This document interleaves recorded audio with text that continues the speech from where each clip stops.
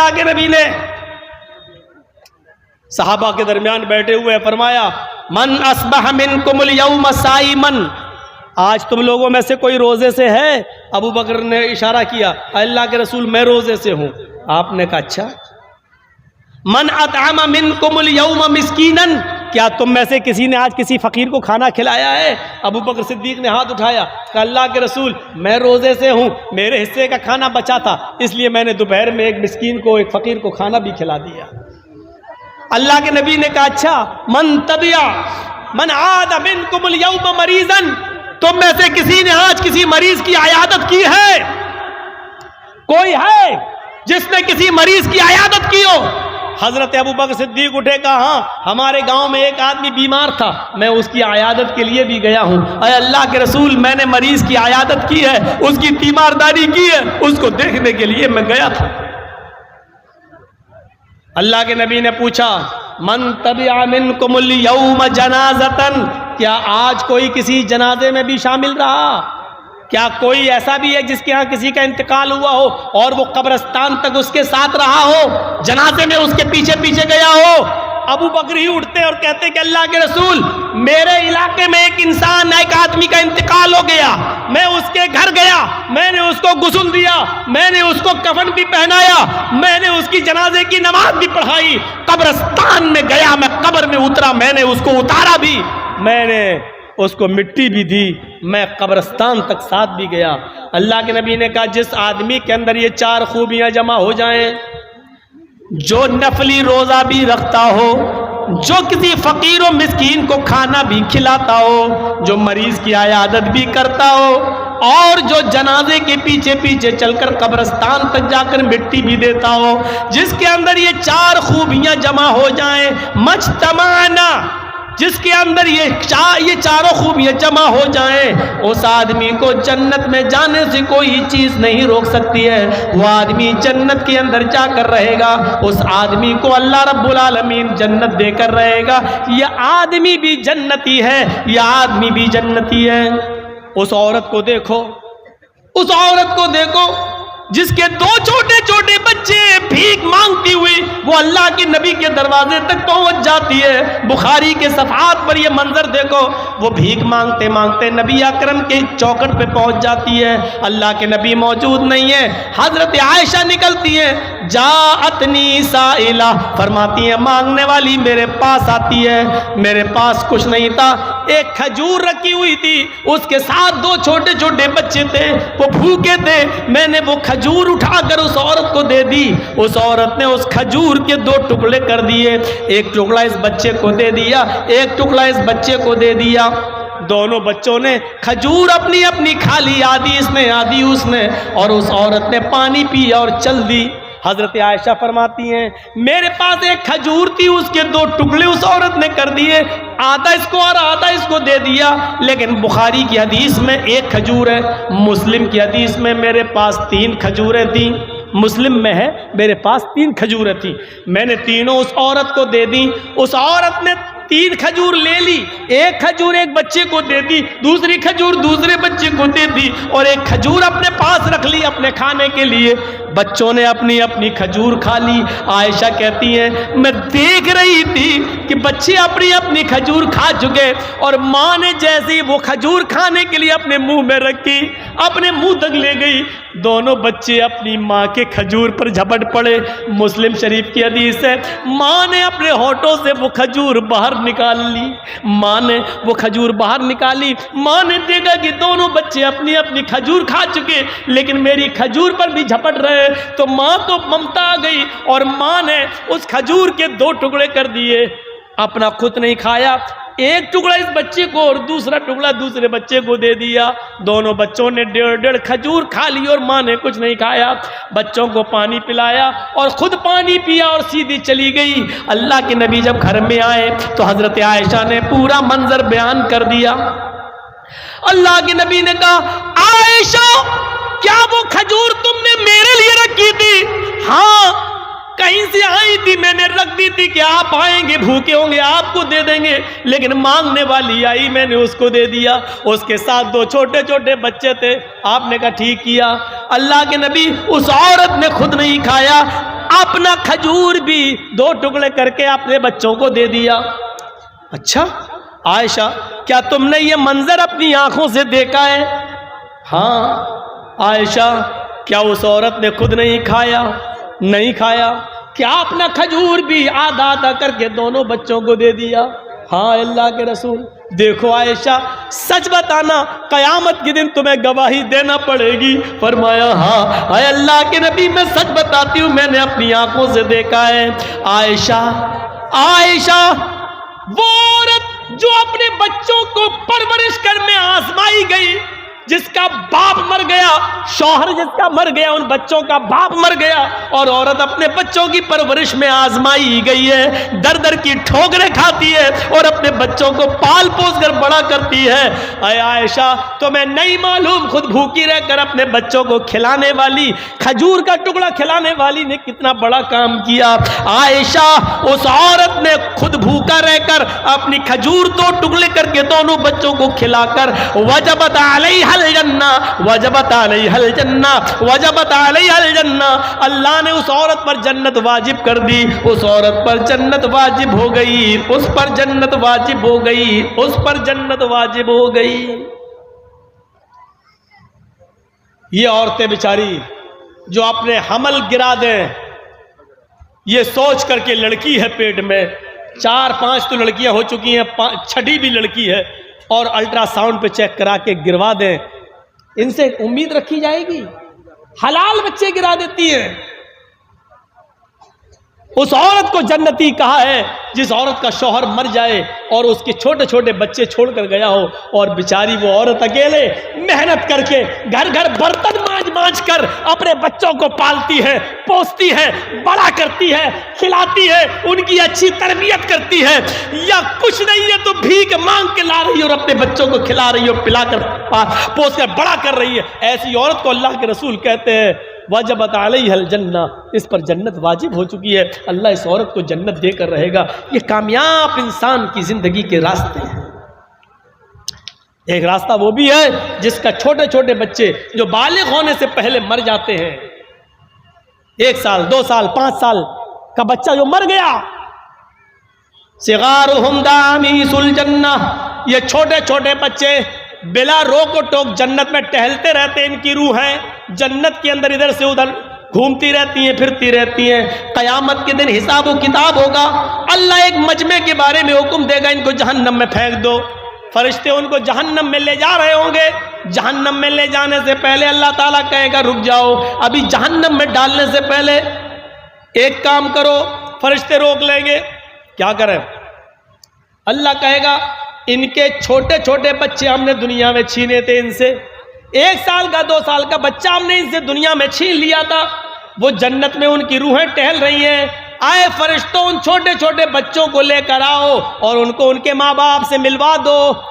چلو یہ جہنم میں جانے والے ہیں، ایک بار ان کو ان کے چھوٹے چھوٹے بچوں سے ملوا دو اور ان بچوں کو ان کے ماں باپ سے ملوا دو۔ لہذا فرشتے ان چھوٹے چھوٹے بچوں کو لے کے آئیں گے اور وہ اپنے ماں باپ سے ملیں گے، ان کو معلوم نہ ہوگا کہ میرے ماں باپ کے بارے میں جہنم میں جانے کا حکم ہو گیا ہے۔ وہ بچے اپنے ماں باپ سے باتیں کر رہے ہوں گے، اتنی دیر میں فرشتے حکم دیں گے آئے بچوں تم جنت میں چلے جاؤ، تمہارے ماں باپ کو جہنم میں جانے کا پروانہ پیش ہو چکا ہے، تمہارے ماں باپ نے دنیا میں بہت غلط کام کیے تھے اس لیے ان کو جہنم میں ڈالا جائے گا، اب بچوں تم جنت میں جاؤ، تمہارے ماں باپ کو جہنم میں ڈالنا ہے۔ جیسے ہی بچے یہ سنیں گے کہ میرے ماں باپ کو جنت میں ڈالا جا رہا ہے، بخاری شریف کی حدیث کے الفاظ ہیں فَيَأْخُذُوا بِنَاحِيَةِ ثَوْبِهِ، وہ چھوٹے چھوٹے بچے اپنے ماں باپ کے دامن کو پکڑ لیں گے، اپنے ماں باپ کے کرتے کو، اپنے ماں باپ کے قمیص کو پکڑ لیں گے، فَلَمْ يُفَارِقْهَا، پھر اس کو وہ چھوڑیں گے نہیں۔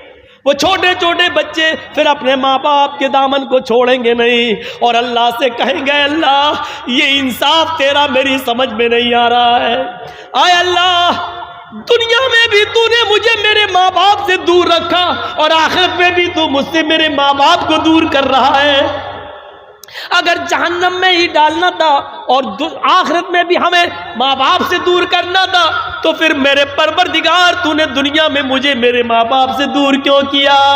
فلم یفارقھا، اے اللہ اس بات کا جواب تجھے دینا ہے، دنیا میں بھی تو نے مجھے میرے ماں باپ سے دور رکھا اور آخرت میں بھی میرے ماں باپ سے دور کر دیا۔ نہیں نہیں اے اللہ، اگر دنیا میں دور کیا تو آخرت میں مجھے میرے ماں باپ کی محبت عطا فرما دے۔ اللہ رب العالمین کی دریائے رحمت جوش میں آئے گی اور اللہ فرمائے گا اے فرشتوں یہ چھوٹے چھوٹے بچے ٹھیک ہی کہہ رہے ہیں، جاؤ اے بچوں اپنے ماں باپ کا ہاتھ پکڑو اور اپنے ساتھ اپنے ماں باپ کو بھی جنت میں لے جاؤ۔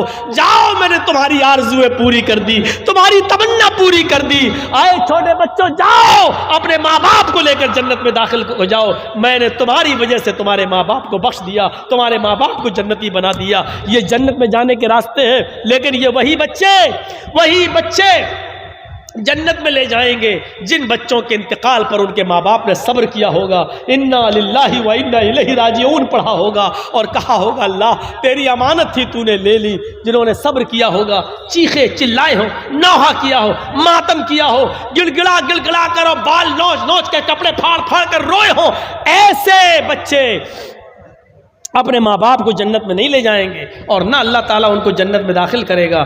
ان ماں باپ کو جنت میں داخل کرے گا جو اپنے بچوں کے انتقال پر جنہوں نے صبر کیا ہوگا اور کہا ہوگا انا للہ و انا الیہ راجعون۔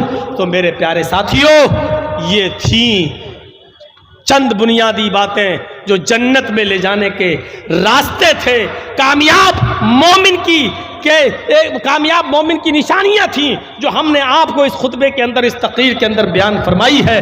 مجھے امید ہے کہ جنت میں جانے والے راستوں پہ آپ چلیں گے، وہ اعمال کریں گے جو اعمال آپ کو جنت کے اندر لے جائیں، اور ان گناہوں سے بچیں گے جو گناہ سے ہم جہنم سے بچ سکتے ہیں۔ میرے بھائیوں، اپنی زندگیوں میں انقلاب پیدا کیجئے اور جنت میں جانے والے اعمال کو کریے اور اللہ سے دعا کیجئے، اور یاد رکھیے یہ ضروری نہیں ہے کہ آپ زندگی بھر جنت میں جانے والے اعمال کرتے رہیں اور آپ جنت میں چلے جائیں، ضروری نہیں ہے، کیونکہ آخری وقت انما الاعمال بالخواتیم، اعمال کا دار و مدار آخری عمر پر ہوتا ہے۔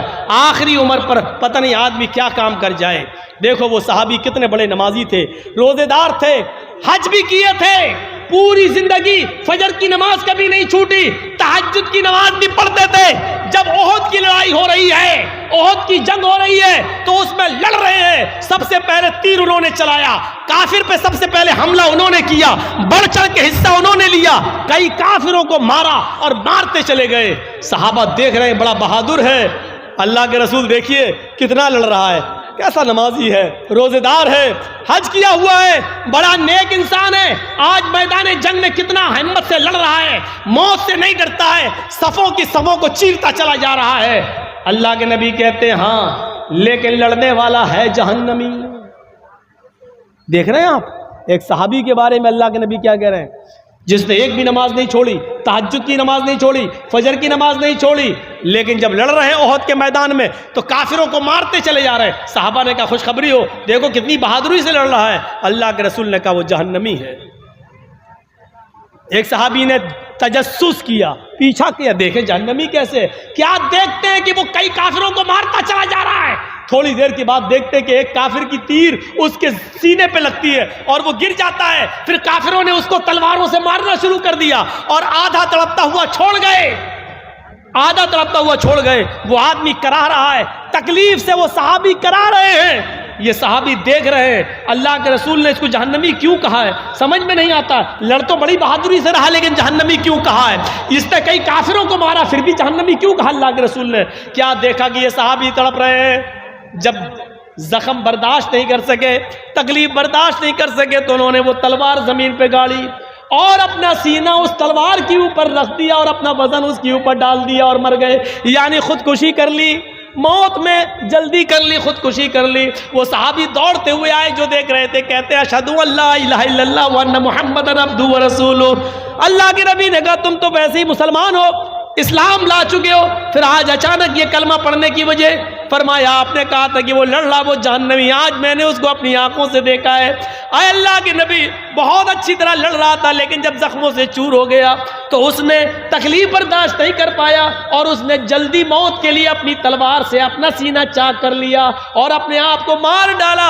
اللہ کے نبی فرماتے ہیں کہ ایک آدمی زندگی بھر نیک عمل کرتا ہے، یہاں تک کہ اس کے اور اس کے جنت میں جانے میں ایک ہاتھ کی دوری رہ جاتی ہے، ایک بالشت کی دوری رہ جاتی ہے، لیکن یہیں سے اللہ اس کی نیت کو بدل دیتا ہے، اس کا دل کا ارادہ بدل دیتا ہے اور وہ آدمی پھر گناہ کے کام کر جاتا ہے اور جہنم میں چلا جاتا ہے۔